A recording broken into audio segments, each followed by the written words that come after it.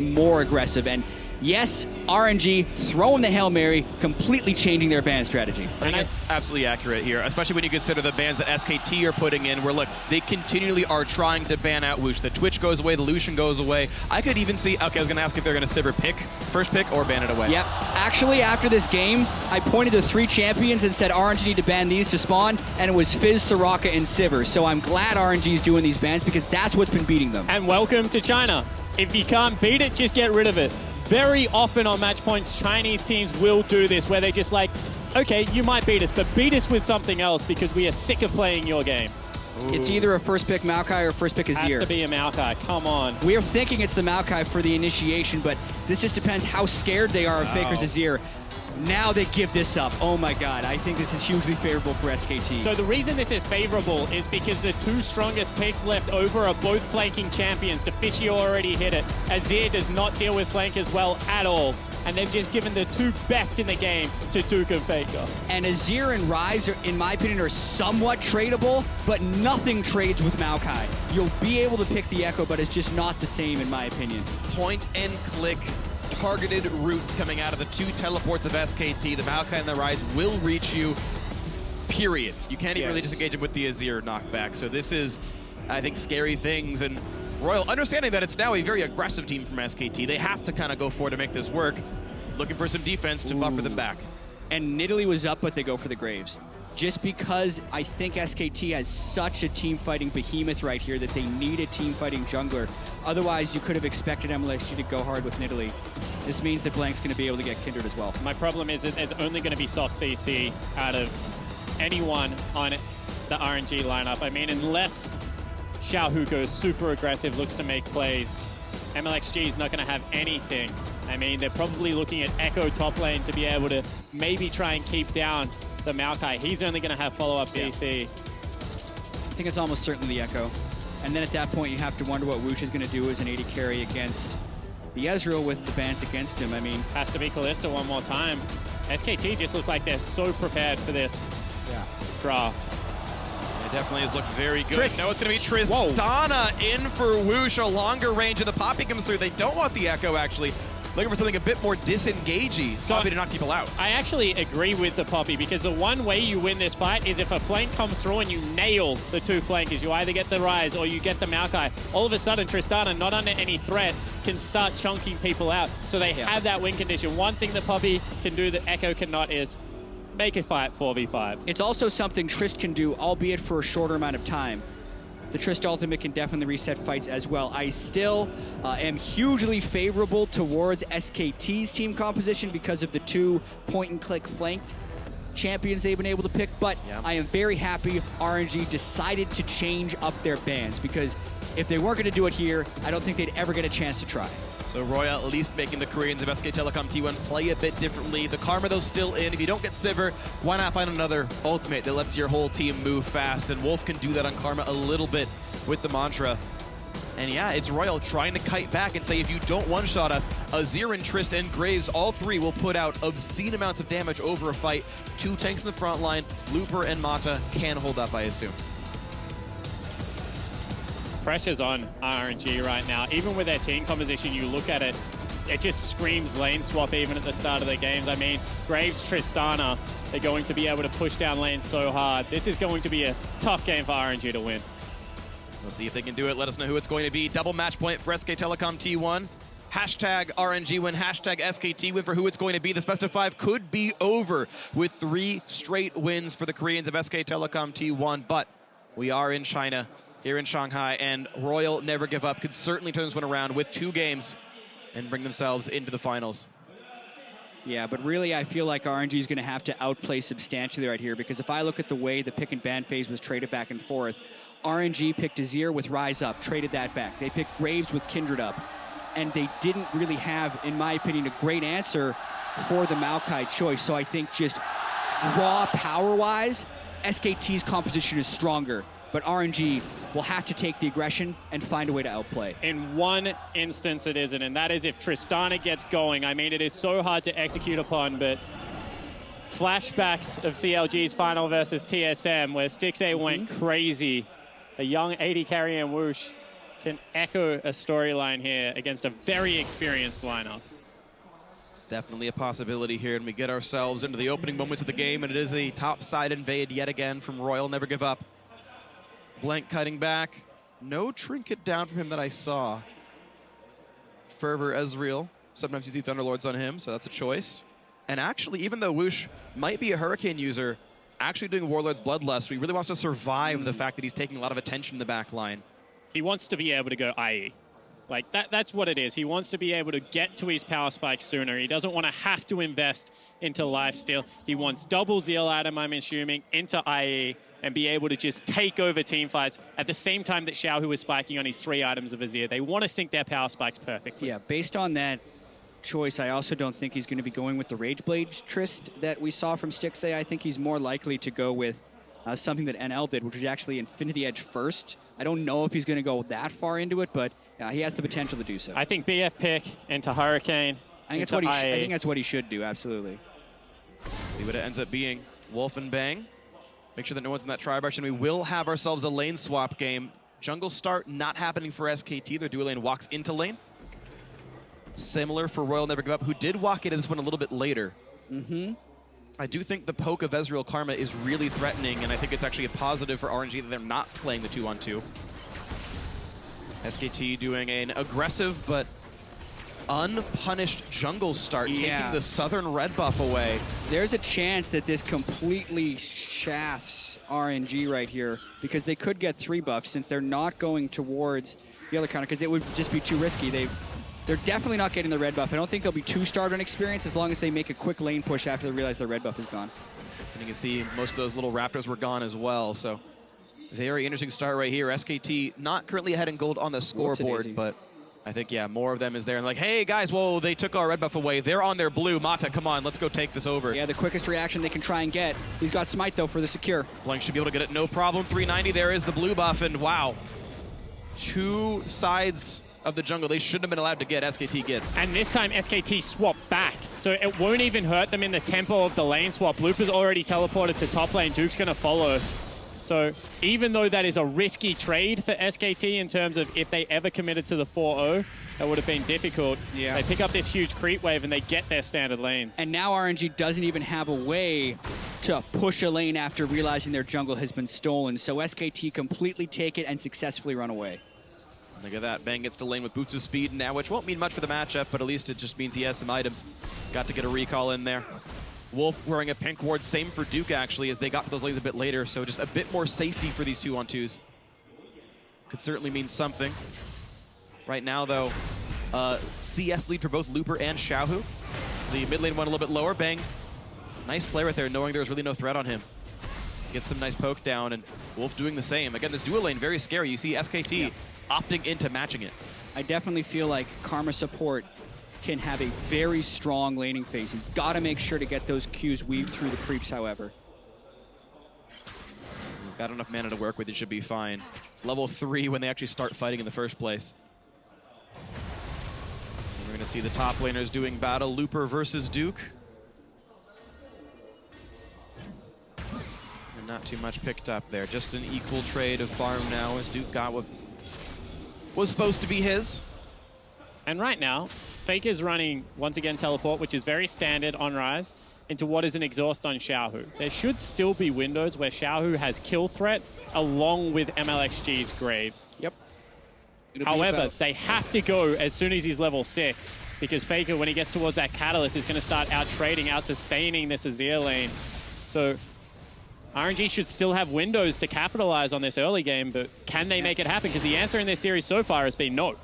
And SKT has also been refining the way they play around these early games. Faker and Duke, very willing to use their earliest teleports to get back to lane and to make sure they don't get out-pressured there. Nice shot. Because they're picking the range supports in the matchup, which is to speak towards Wolf and Bang being able to hold their own in laning phase and not need the backup of the double teleport. And then, once SKT have been able to use the teleport for the laning phase, they use the teleport for the mid game and the follow-ups on the gank. So SKT continuing on the process that led to their Game 2 and Game 3 victories. And Duke on a second recall now, actually, coming with double rings plus the corrupting potion. I want to know if Looper's going to choose to match that. Otherwise, I think he gets worn down against just a significant mana regeneration and ability power advantage from Duke. It could actually break that matchup a little bit here. So one thing I do like about Poppy is if you go Cal and you have your buckler, your sustain is actually quite high in lane. Like really easy to sustain up against a Maokai. But in saying that, he has to go back pretty soon because he stayed for a very long time. He doesn't quite have the gold for a Spectre's Cal, which he'd want to be his first buy. Yep. And also, he's probably waiting on his teleport cooldown if he doesn't want to lose too much pressure in the lane. Faker looking for the play onto xiohu, who takes the exhaust as just punishment for using his own ultimate, which is a much shorter cooldown, so Faker getting out ahead on that one. And xiohu didn't go in. Like, that is the window right there. Get the exhaust, go aggressive, but they didn't know where the jungler was out of SKT. So they sit back by their time, and that's a huge cooldown right now. Yeah, mlxg and Blank were both close, but mlxg also knew he wasn't wearing any buffs, and Blank is getting some counter jungling of his own, definitely taking the tempo But advantage xiohu from wants mlxg. him. Well, Flash is up on Kindred. The Should most be able they to burn a flash. Yeah, well, Flash for a big wolf steal is not the best situation, so Blank biting off a bit more than he could chew. SKT overall slightly up in gold now as a result, stacking up their tier on Faker. And wuxx just running out of health. He's already chugged through his potion. SKT, meanwhile, finally Bang did take some damage, but he's still got a biscuit to chew through. Honestly, these lanes all looking quite good for the Korean representative here. And let's just look at like what makes Ezreal not great in the laning phase. It's because he has to go a tier, has a slump earlier than usual, and he can't push out against something like a Tristana or a Sivir. What does Karma do in this lane? Completely nullifies any advantage in pushing that wuxx would have. And also, because she is strong at the earlier stages of the game in terms of damage, really doesn't mean that Bang going through his power trough means all that much. Exactly. Let's talk about double tier in the context of this game, because Faker's got a tier, and Bang will be going for a tier 2 as mlxg. Looked like he just straight up took the blue from xiohu. That's a mistake. That is something we haven't seen from them yet, but double tier in this composition, I don't think hurts SKT a huge amount, just because Trist won't be able to shove out against the Karma tier, and tier helps Ryze just do more damage. But right now, before the tier's even built, Blank without flash is a little bit caught. Yeah, xiohu wished he had some mana there to be able to do anything. He could have gone for the flash ulti, honestly. I think he had enough to pop the ult, but now it's just some poke. mlxg low on health, losing part of his jungle. He's got that Hunter's Potion, though. He shouldn't be in the worst situation. We do have Looper back in a lane. He saved the teleport and used it with a Spectre's Cowl. So I actually don't think you can flash in that situation. It gets you an immediate kill as they go aggressive. Looking on that to Wolf. Exhaust onto wuxx, turns back around, pops the stun. But still, again, a one trade by SKT. The shield coming out of Karma and plenty of damage out of the Qs. Mantra, wuxx is going to get jumped on. Exhaust onto Bang, but they don't have the follow-up damage required to do anything to him. Even Wolf's going to be fine. Yeah, mlxg is around, but wuxx getting lower and lower. And now here comes Blank. Mata's in a world of hurt, jumps backwards. End of the line for mlxg, zones him out, but Royal starting to lose heavily. 500 gold down just from the laning phase. Yeah, so if really good trade out of SKT there, actually. They're absorbing a lot of pressure right now, and they have a 12 CS advantage. The reason I don't think xiohu could have flashed is because going back into Faker's lane means that you now are up against a Ryze that can chase you down, and you don't have flash to get away from him. And it just puts xiohu under too much pressure. He's not there to win the early game for RNG. He's there to win the late game. It should be Mata and wuxx that are doing the work right now. And looking at the lane, Faker's got to have a huge grin on his face, knowing that the enemy jungler took blue from his opponent, something that happened to Faker during the group stage and put him in a world of hurt. So now, xiohu doesn't have the mana to counter, and Faker is just taking this blue mistake from RNG and making the whole team pay. And now the recall's coming through. Tier plus Sheen in for Bang. This should be wuxx's recall as well. You're not allowed to lane against a 2-item enemy champion ever. And we'll see what he goes for. This is the moment of truth. He actually has roughly the money for Rage Blade. Right on a ward. Yeah, right in front of the trinket. He won't get stopped this time. No one's in range for another skill shot. He knew the ward was there. They hit it twice. Once again, it's just little things in the game of League of Legends. That cost you like 6 seconds. All of a sudden, you can't catch the next minion wave. No, wuxx would have been able to rocket jump away, save maybe 2 seconds for a safer recall, but went for a greedy recall once again. And this is now 3 winning lanes for SKT. Is going to make it all the more difficult for RNG to come back. 700 gold the advantage. xiohu wanted to play Azir. He wanted so badly to take that champion away from Faker that he's first picked it several times now. After realizing that Faker would play it quite well in game 2, and he's losing his lane. Yeah. A lot of that has to come down to the blue buff, but a lot of that just has to come down to Faker playing out of his mind right now. They're going for Looper. Yep, they have the ability. Duke pulls aggro early, but they might still be okay. Plenty of damage dealt down to the Poppy, who doesn't have the ulti available. Picks up the Buckler again. They just can't get away. Blank gets the kill. First blood to SKT in what could be a deciding game 4. And Faker didn't even have to go there. I mean, he teleported to the pink ward and then was just like, I don't even have to show that I've burnt this cooldown. Great juggling of aggro there. I mean, SKT definitely looking to try and close RNG out here, but RNG making one more move. Faker doesn't have his teleport, but I don't think RNG knows that, and SKT smartly respect the play and don't let RNG back into the game. And this is what we expected out of SKT. Don't match fire with fire. Play the cerebral game. You know, beat them around the map. And that's exactly what they've done this series long. Yeah. As long as they can avoid the aggressive moves that other teams are throwing at them, which is something SKT couldn't do throughout the group stage, but they've made a few tweaks. They're warding a little bit better, and honestly, Faker is just a new player this week. Last week, we kept on talking about he wasn't playing like Faker. This week, he's playing like Faker, maybe even better. Beautiful stuff right there. Again, walks in, feigns, doesn't even feint it, goes for the one-on-one, pulls xiohu's exhaust, who was not in turret range to pull aggro, couldn't go for the big outplay and make that work any better.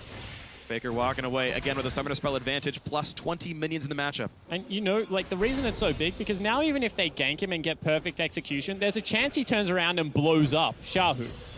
Even in a 2v1 situation, I mean, with the Catalyst boost of swiftness, he's going to get back in range quick enough to just kill one of them. And it's just opening up this side of the map. They want bottom and mid that hard that Blank is just uncontested. He can walk up and down river as much as he likes. Very comfortable as well. That Devour kill on Dragon gives him 5 more, and he just picked it up, so he's got a head start on trying to head towards Sated.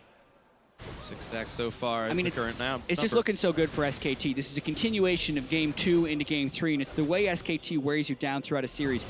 RNG completely changes their bans around. SKT again picked double TP and look to play the map while neutralizing any of the laning phases. Yet this game, they actually win all 3 lanes, as well as being able to play the map with double teleports. So impressed with the way SKT has adapted to this tournament and this series. Yeah, thanks to the first blood kill, Blank's ahead in gold as well. He wouldn't have been without it. The farm's actually pretty good for mlxg, but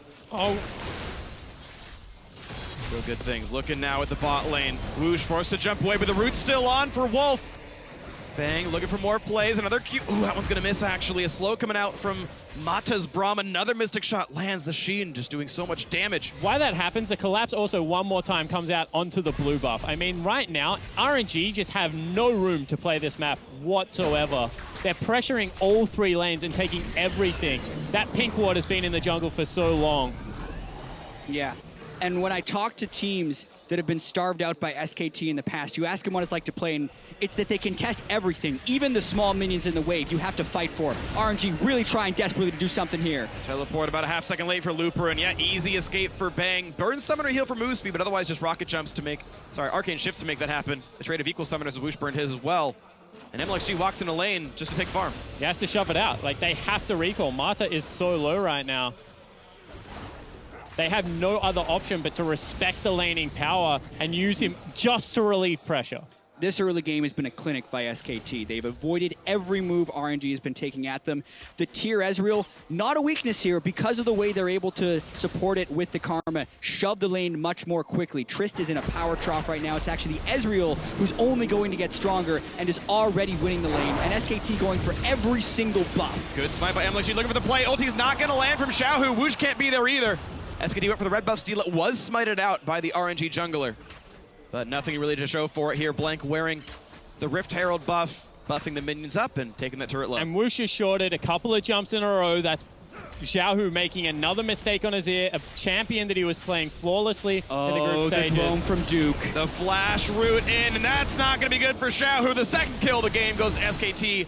Beautiful. This is SKT's experience shining through so much. This is RNG also not playing to the same level they did in the group stage. They have been worn down by SKT. They are not making the right decisions. They are walking into a lot of traps that SKT is fairly easily setting. They didn't have wards in the river there. xiohu needed to run down, not sideways. Another kill and another big advantage for SKT. Summoner's up for him, and now Blank and Fake, you're looking to take some damage off of this turret. Health bar chipping away as the pieces of rock start falling off, down to half HP now. Even Wolf joining in the flash route on mlxg. Here comes Mott to turn it around. But Faker walking around, getting out of turret aggro, staying alive. A burn of flash for him, burn of flash for mlxg. Yeah, and even Mata starting to make some mistakes. He flies in there. What would have been a turnaround play on game one as he nails the slow is this time just relieving pressure off his mid lane. And honestly, all of these plays are set up in advance because of the deep vision that they're able to secure. They're able to shove people off turret time and time again. And here, wuxx is going to be pushed off easy farm from the turret as well. Like, Wolf, Blank, and Bang don't seem like that threatening of a duo, but they have to respect the double teleport since people were behind them and could teleport in to make a big play. The pings are actually going down from SKT right now. They're thinking about potentially going for a dive, also notifying the team that mlxg is there. Scary things. As ult comes by, tags Mata. Actually, I believe it saw mlxg coming down as well. They ping it off and say, hey, there's someone there you didn't know about. And it means that the SKT bot lane can stay safe on this one. Looper walking back to the top side, but down quite a bit under Duke, who's got 2 stacks at his Dark Seal. It's got to feel good being Maokai in that situation. And 2.5, almost 3,000 actually, the gold lead. SK Telecom T1 looking to close the series out with 3 straight wins if it keeps going this way. And once again, they recognize that top side of the map, they can play aggressive now because Duke can take the turret. Faker rotates into Fog of War, sweeps out even more vision for his team. Backside at the same time, backs off a little bit. I mean, now they're playing up again because they've chunked out wuxx, but they're not taking any unneeded aggressive plays. mlxg's still here. Mata doesn't even have flash. There's no play to make. I guess he's watching for a dive, but that's it. Exactly. So much of this regular season was Mata kind of guiding the young talents into making the right decision, and they were doing it in the group stage. But right here, SKT are the ones making the right decisions, and RNG just doesn't seem to have cohesion. Looper just in the wrong side of this one. 1 versus 3. Faker toying with the sweet a little bit before he eats it. Nothing else for this Poppy to do. Faker's got a sweet tooth, so does Blank. Who's gonna get the calories? Goes to Faker. 2-0 on him. This Ryze still scaling up. Yeah, I mean, this is a message SKT is sending to both Flash Wolves and COG as well, that they are here to play and they should be considered the favorites. They come into the bracket stage and the knockout stage as the 4th seed, and the SKT underdog story never really took off because everyone has been respecting Korea this entire time and thinking they would ascend back to their peak form, and it's looking like they're there, especially with the way they're playing this game. And look how controlled they are. They're taking everything off the map, and they're not giving up anything in response. I mean, mlxg has walked into bottom lane probably 3 or 4 times in the last couple of minutes, and they just back away, play it respectively, clear out the minion waves. They're not even getting chip damage on a turret. Credit to Wolf and Bang, they're 30 CS up in their lane. And what has been a weakness for SKT, at least in my opinion, this whole tournament long, has been proven to not be the case in this best of 5 against what we would consider one of the strongest duo lanes left over. I agree, but I also think this comes back to the whole range support call. Like, having a Karma into a Braum in this laning phase gives the poke advantage heavily to SKT. wuxx has to pay attention to so many skill shots flying his way with Mystic Shots plus Karma, and the other 2 games, they had Soraka in there, so they're not necessarily going to be losing those lanes. But you have to understand that Mata has made a career of playing aggressive lane matchups and getting kills for his AD carries. I also have to remember that during the Season 4 World Championship, Mata made a name on Janna and completely crushed by roaming around the map and disengaging. I agree with you, though, that this split Mata has been the engager, and SKT have done a great job of shutting that down. And it's still been RNG, the ones banning Alistar away and not really giving him those reliable engage tools.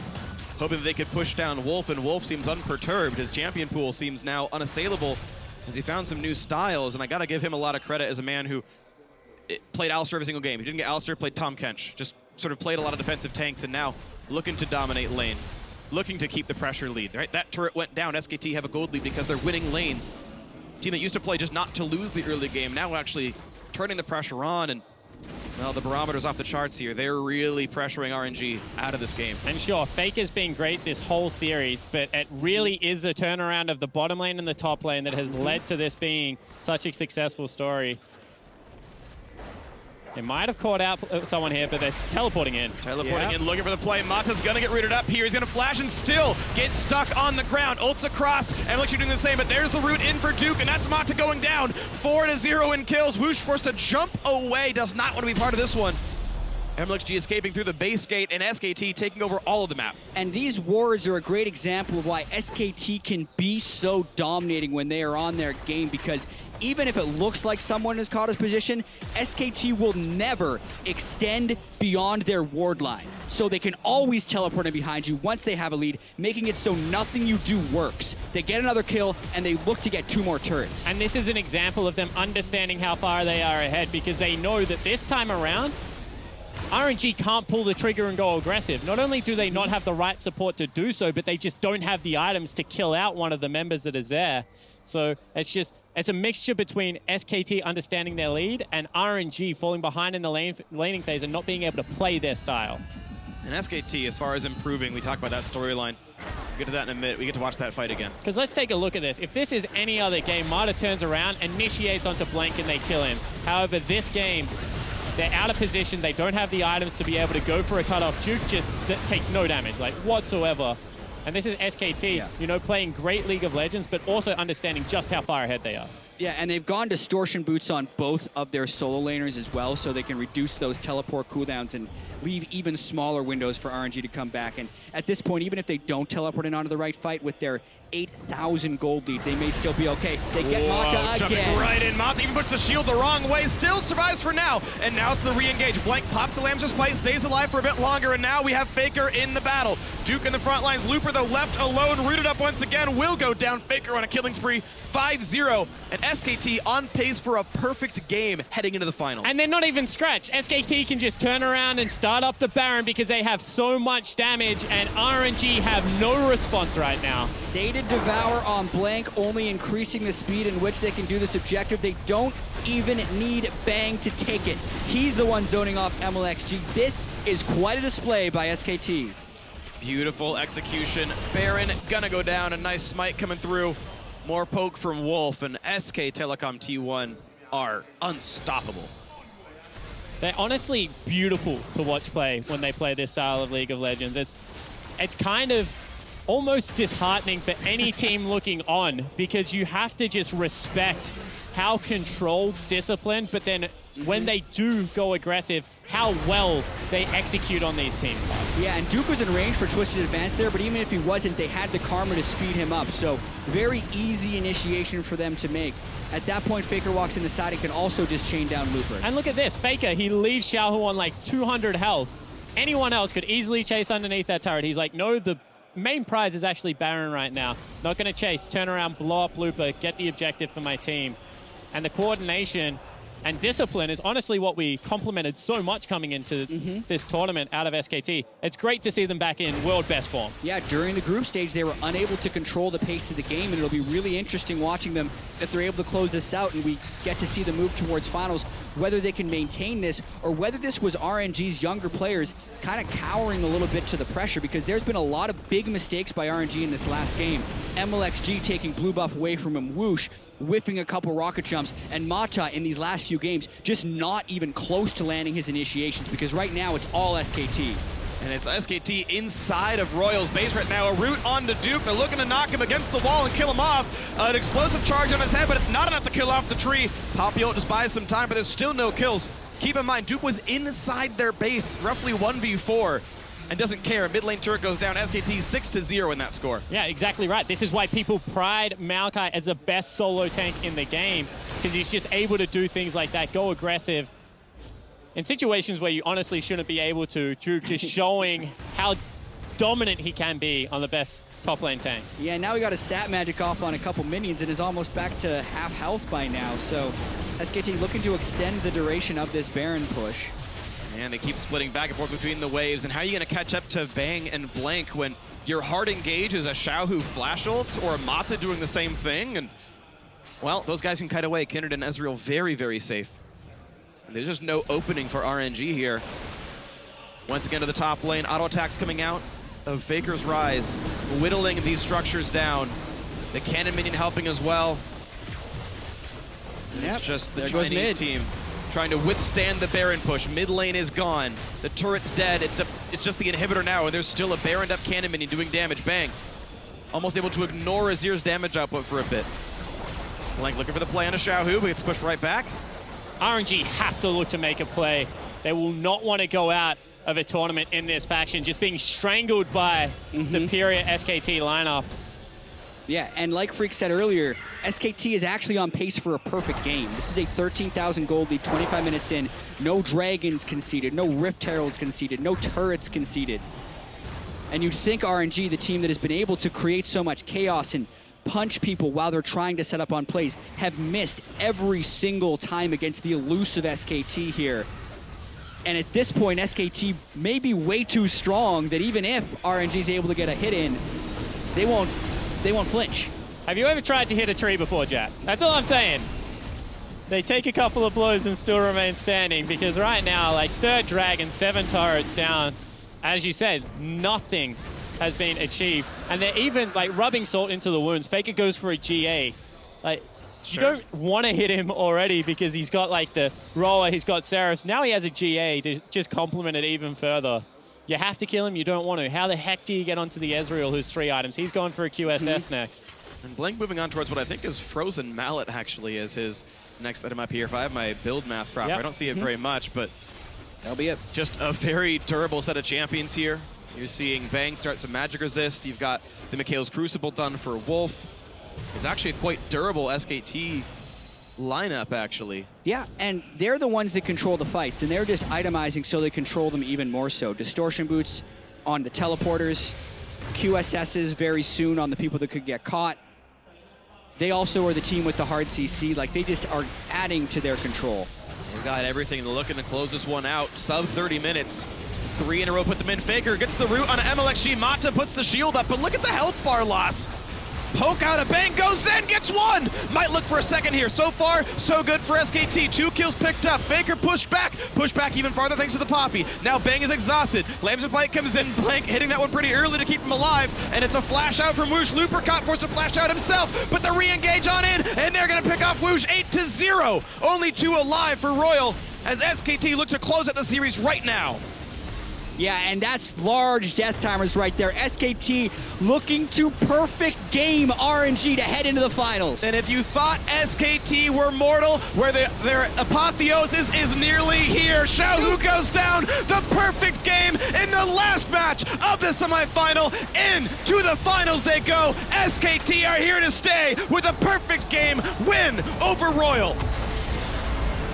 And the impressive thing is it's not just Faker, it is a whole team lineup once again back in form. And SKT took the energy right out of this building during this series. Every game progressively better for SKT. Even though the second one was the fastest, the way they deconstructed RNG's strategy and really seemed to both mentally as well as mechanically beat RNG, culminated in the perfect game to move to the finals. And let's not make any mistakes. This is a great RNG lineup. They went 8-2 during the group stages, were able to take a game off the world champions in game 1, but you just have to take your hat off in respect to how well oiled this SKT machine really is after what was a nightmare group stage, falling down 1 game in a best of 5.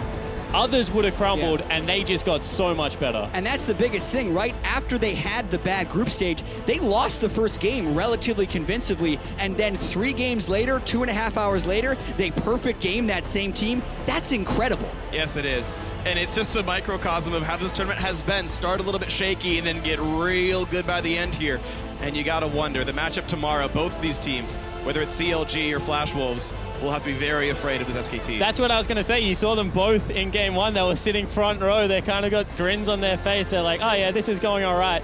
Talk about sending a message to whoever has to meet you in the finals. Yeah. Yeah, I mean, if we look at the way this group stage happened with RNG, the ones to chip away at SKT's aura of invincibility a little bit, and then everyone kind of jumped on the train. Well, they have re-established their aura right now. Perfect game against the #1 seed from group stage. That's SKT's level right now. You talk about SKT's invulnerability. Even though Tarek's disabled in this tournament, you give him a delay, then suddenly all of SKT is invincible. It's almost perfect. And that's what this team is right now. It's the Koreans, the Tarek Ultimate, who I think this invincibility might last through the rest of this tournament. And you know, the story just gets scarier as you go along. Juke looks like he has weaknesses. Games 2 and 3, they shore that up. All right, maybe it's their bottom lane that you can start picking on. You know, last game there, Bang and Wolf smashed wuxx and Mata. Like, this whole team just were able to come together. And, you know, it's about time because we expected at game 1 of the group stage, but they finally got there. Yeah, it was so impressive to watch, and it's tough for RNG, right? Because they had a really good tournament. This team showed a tremendous amount of growth, as we even saw Imp talking about, from the regular season to the playoffs to now, where for last week, they were the best team here. It's just they weren't able to sustain that level against SKT here in the knockout stage. And there's one final player I want to give props to, actually. It's SKT support Wolf. In the first week, we had an interview with EDG's coach, and we asked, Shox asked, like, you know, what's the problem here? If there's a player you'd replace, Blank wasn't doing very well. And he said, if there's players I'd replace, it's Wolf. And further context was because his champion pool was shallow, he wasn't bringing the right style. Well, comes in with a bunch of Soraka games, Karma in the end there, beating up on the lane, taking wuxx down, allowing another lane of pressure. That was a key to SKT's victory. A great series by them, a beautiful win, nearly invincible, really, a perfect game in Game 4. The team to watch here. And to break that amazing set of games down a bit farther, let's send over the dash in the analyst desk.